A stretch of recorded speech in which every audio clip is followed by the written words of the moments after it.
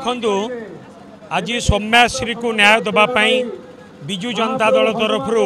आज लोकसभा भवन घेराव कार्यक्रम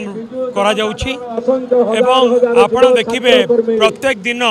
ओडिशा रे महिला मान को निर्यातना दि जाऊँगी असम्मानित करा जाऊँगी दुष्कर्म होउची रेप होउची मर्डर होउची गोपालपुर रे गोटे स्टूडेंट को रेप कर दिया गला गैंग रेप एवं ता विरुद्ध रे भी आम स्वर उत्तोलन करथिलु एवं वर्तमान आपण देखिबे कि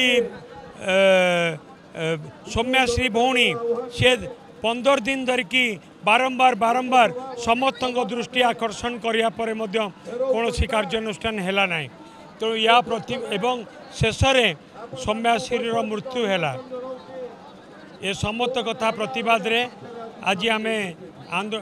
आम राज्य रास्ता को लेचु आज लोकसभा भवन घेराव कर कार्यक्रम रही।